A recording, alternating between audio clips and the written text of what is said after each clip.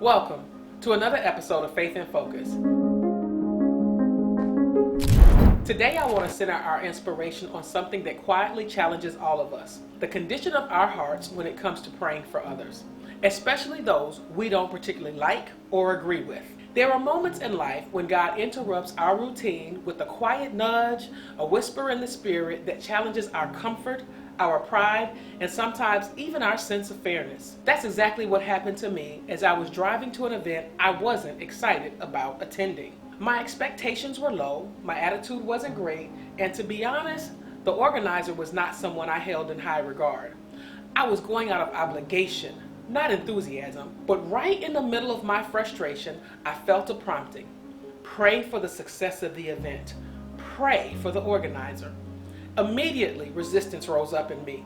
I knew what I was supposed to do, but I didn't want to do it. My personal feelings were loud, and they were getting in the way of my obedience.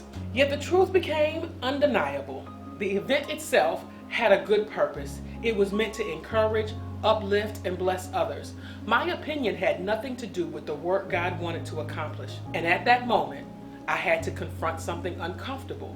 My heart was becoming a barrier to someone else's blessing. How often do we do this?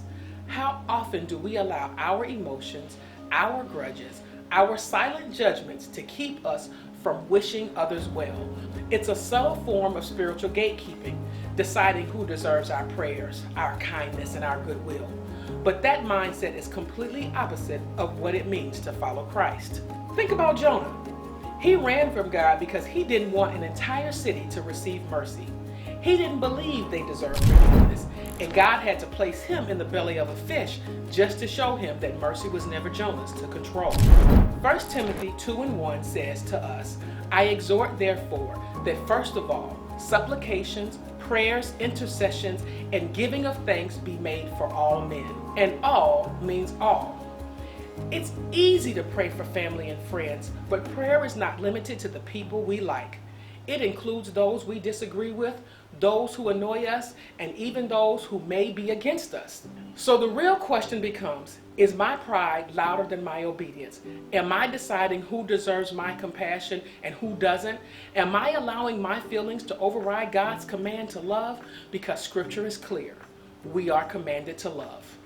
This concludes another episode of Faith in Focus. I'm Rhonda Armstrong, and I pray this message inspires you to pray for others, even when it's difficult.